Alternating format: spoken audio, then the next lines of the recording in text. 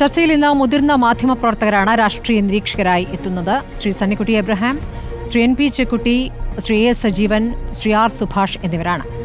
ആദ്യം ഞാൻ ശ്രീ സണ്ണിക്കുട്ടിയിലേക്ക് പോകുന്നു. ശ്രീ സണ്ണിക്കുട്ടി, ഇന്നിപ്പോൾ കുട്ടിക്കലാശത്തിന്റെ സ്വഭാവവും രീതികളൊക്കെ വ്യത്യസ്തമാണല്ലോ.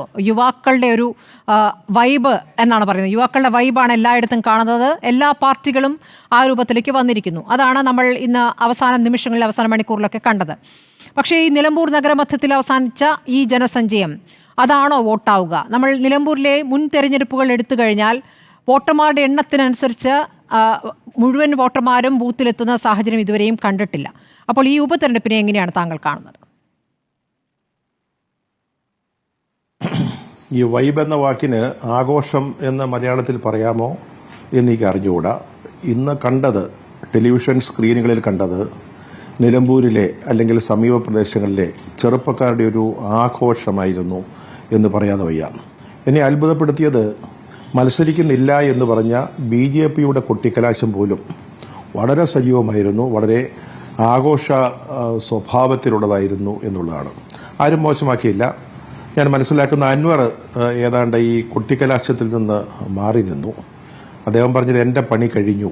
എൻ്റെ പണി കഴിഞ്ഞു എന്ന് പറഞ്ഞാൽ മറ്റൊന്നും വിചാരിക്കേണ്ട, അദ്ദേഹത്തിൻ്റെ പണിയെന്നല്ല, അദ്ദേഹത്തിൻ്റെ തെരഞ്ഞെടുപ്പ് പ്രചാരണ രംഗത്തെ പണി കഴിഞ്ഞു. ഇനി ആളുകൾ അഹമഹമകയാ വന്ന് അദ്ദേഹത്തിന് വോട്ട് ചെയ്തോളും എന്നാണ് അൻവർ ഉദ്ദേശിച്ചതെന്ന് തോന്നുന്നു. എന്താണെങ്കിലും ഈ 21 ദിവസം അല്ലേ, അങ്ങനെയാണ് സ്മൃതി പറഞ്ഞത്, 21 ദിവസത്തെ ഈ പ്രചാരണം, അതിൻ്റെ കൊടിയിറക്കമാണ് നടന്നത്. നാളെയാണ് തെരഞ്ഞെടുപ്പ്, മറ്റന്നാൾ. ഞാൻ മനസ്സിലാക്കുന്നത് രണ്ട് മുന്നണികൾ,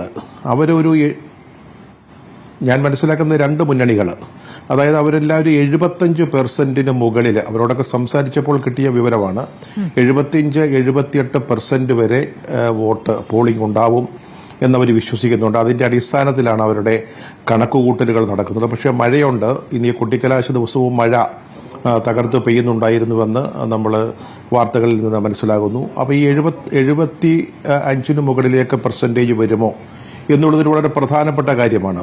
70 സ്വാഭാവികമായിട്ടും വന്നേക്കാം. കാരണം ഇതൊരു ഉപതെരഞ്ഞെടുപ്പാണ്. രണ്ട് മുന്നണികളുടെയും ജീവൻ മരണ പോരാട്ടവും മത്സരവുമാണ് നടക്കുന്നത്. അവിടെ BJP അവരുടെ സാന്നിധ്യം കാട്ടുന്നുണ്ട്. പിന്നെ അൻവറിന് അദ്ദേഹം മത്സരിക്കുന്നതിൻ്റെ പ്രസക്തി തെളിയിക്കേണ്ട ഒരു ആവശ്യവും കൂടെ ഉണ്ട്. അപ്പോൾ സ്വാഭാവികമായിട്ടും അവർ പരമാവധി ആളുകളെ, വോട്ടർമാരെ ബൂത്തുകളിൽ എത്തിക്കാൻ ശ്രമിക്കും. പക്ഷേ ഈ വലിയ മഴയാണെങ്കിൽ, കാറ്റും മഴയൊക്കെ ആണെങ്കിൽ, നിലമ്പൂർ പോലുള്ള പ്രദേശത്ത് എത്രത്തോളം പെർസെൻറ്റേജ് വോട്ടിംഗ് നടക്കും എന്നുള്ളത് വളരെ പ്രധാനപ്പെട്ട കാര്യമാണ്. അതുകൊണ്ടാണ് ഞാൻ പറഞ്ഞത്, ഈ കുട്ടിക്കലാശത്തിലെ ആവേശം ഒരുപക്ഷെ വോട്ടിങ്ങിൽ കണ്ടാൽ അത് വളരെ ശ്രദ്ധേയമായ ഒരു റിസൾട്ടിലേക്ക് അല്ലെങ്കിൽ ഫലത്തിലേക്ക് പോകും എന്ന കാര്യത്തിൽ സംശയമില്ല. 78 കഴിഞ്ഞ് കിട്ടിയാൽ അത് ആർക്കായിരിക്കും ഗുണകരമാവുക എന്നുള്ളതും നമ്മൾ ആലോചിക്കേണ്ട കാര്യമാണ്. എന്താണെങ്കിലും ഒരു 21 ദിവസത്തെ ഈ വളരെ ചൂടുപിടിച്ച പ്രചാരണത്തിന് ശേഷം നമ്മൾ തിരിഞ്ഞു നോക്കുമ്പോൾ അവിടെ ചർച്ച ചെയ്യേണ്ട വിഷയങ്ങളൊക്കെ പ്രചാരണ രംഗത്ത് വന്നോ, അതോ വളരെ ബാലിശമായ അല്ലെങ്കിൽ രാഷ്ട്രീയ പ്രാധാന്യമില്ലാത്ത വിഷയങ്ങൾ, ജമായത്തെ ഇസ്ലാമിയുടെ പിന്തുണ പോലെ, ജമായത്തെ ഇസ്ലാമി ഒരു രാഷ്ട്രീയ പാർട്ടിയാണ്, അവരുടെ വെൽഫെയർ പാർട്ടി ഒരു രാഷ്ട്രീയ പാർട്ടിയാണ്. ജമായത്തെ ഇസ്ലാമിക്ക് അവരുടേതായ രാഷ്ട്രീയമുണ്ട്, മതരാഷ്ട്രീയമുണ്ട്, അതെല്ലാം നമുക്കറിയാം. പക്ഷേ കഴിഞ്ഞ 30 വർഷക്കാലം അവരുടെ പിന്തുണ നേടിയ ഒരു മുന്നണി അല്ലെങ്കിൽ ഒരു പാർട്ടി കഴിഞ്ഞ 2016-19 ശേഷം അവരുടെ പിന്തുണ UDFനാണെന്നുള്ളത് എല്ലാവർക്കും അറിയാം.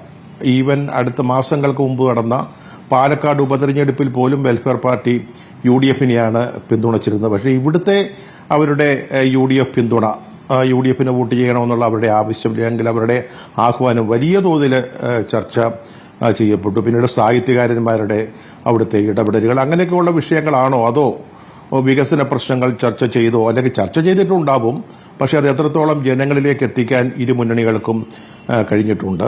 പിന്നെ മാസങ്ങൾക്ക് ശേഷം 10, 11 അല്ലെങ്കിൽ 9 മാസങ്ങൾക്ക് ശേഷം നടക്കുന്ന ഒരു തെരഞ്ഞെടുപ്പിൻ്റെ, ഒരു പൊതു തെരഞ്ഞെടുപ്പിൻ്റെ യഥാർത്ഥത്തിലുള്ള ഒരു കർട്ടൻ റൈസറായിട്ട് ഈ തെരഞ്ഞെടുപ്പ് മാറുന്നുണ്ട്. അതാണ് ഏറ്റവും പ്രധാനപ്പെട്ട കാര്യം. എൻ്റെ അഭിപ്രായത്തിൽ ഇപ്പോൾ ഇനിയും പറഞ്ഞല്ലോ 9-10 മാസങ്ങൾ ആ തെരഞ്ഞെടുപ്പിനുള്ള ഒരു കർട്ടൻ റൈസറാണോ എന്ന കാര്യത്തിൽ എനിക്ക് വലിയ സംശയമുണ്ട്. കാരണം ഇതിന് മാസങ്ങൾക്ക് മുമ്പാണ് പാലക്കാട് നടന്നത്. പാലക്കാട് ഉപതെരഞ്ഞെടുപ്പ് നടക്കുമ്പോൾ നിലമ്പൂർ ഉപതെരഞ്ഞെടുപ്പ് നമ്മുടെ മുമ്പിൽ അന്നേരം ഉണ്ടായിരുന്നില്ല.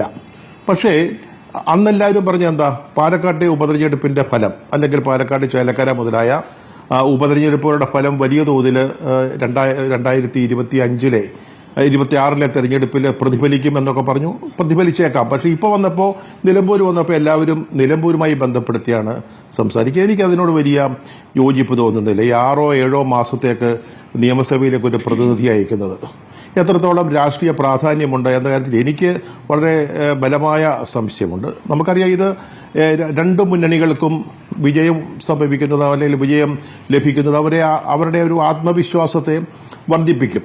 അപ്പം ഇടതു മുന്നണി സ്വരാജ് ജയിക്കുകയാണെങ്കിൽ സ്വാഭാവികമായിട്ടും സർക്കാരിനെതിരായിട്ടുള്ള വലിയ ചർച്ചകൾ അല്ലെങ്കിൽ ആരോപണങ്ങൾ, ആക്ഷേപങ്ങൾ അതിൻ്റെയൊക്കെ മുനയൊടിക്കാൻ സാധിക്കും. അവർക്ക് കുറേ കൂടെ ആത്മവിശ്വാസത്തോടുകൂടി തെരഞ്ഞെടുപ്പിനെ നേരിടാനായിട്ട് സാധിക്കും. അതുപോലെ തന്നെയാണ് UDF-ന്.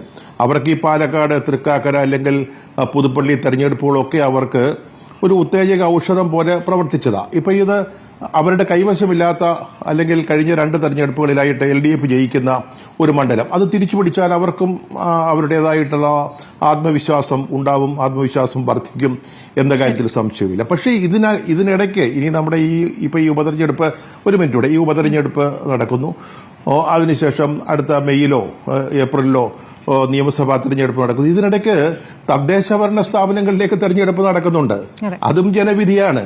സ്വാഭാവികമായിട്ടും അവിടെയാണ് സംസ്ഥാന അടിസ്ഥാനത്തിൽ നടക്കുന്ന ആ തെരഞ്ഞെടുപ്പിലാണ് ഇനി നടക്കാൻ പോകുന്ന നിയമസഭാ തെരഞ്ഞെടുപ്പിൽ എന്താണ് സംഭവിക്കാൻ പോകുന്നത് സംബന്ധിച്ച ഒരു സൂചന ലഭിക്കേണ്ടത്. അല്ലാതെ നിലമ്പൂർ പോലൊരു മണ്ഡലത്തിൽ നടക്കുന്ന ഒരു ഉപതെരഞ്ഞെടുപ്പ് ഫലം നമ്മുടെ നിയമസഭാ തെരഞ്ഞെടുപ്പിന്റെ ഫലത്തെ പലരും അങ്ങനെ പറയുന്നുണ്ട്. നിലമ്പൂർ ജയിച്ചാൽ UDF-ന് അധികാരത്തിൽ വരാം, അല്ലെങ്കിൽ LDF ജയിച്ചാൽ ഒരു വാചകം ഞാൻ അവസാനിപ്പിക്കാം, LDF ജയിച്ചാൽ അവർക്ക് അധികാരത്തിൽ 3ാം തവണ വരാൻ സാധിക്കും എന്നൊക്കെ പറയുന്നത് എത്രത്തോളം രാഷ്ട്രീയമായിട്ട് നമുക്ക് എന്താ പറയുക അതിൽ വിശ്വസിക്കാനോ അല്ലെങ്കിൽ അങ്ങനെ പറയാൻ സാധിക്കുമോ എന്ന കാര്യത്തിൽ എനിക്ക് കാര്യമായ സംശയം. അത്രയ്ക്ക് പ്രാധാന്യമുണ്ടോ ഈ ഉപതെരഞ്ഞെടുപ്പിന് എന്നുള്ളതാണ് താങ്കളുടെ സംശയം.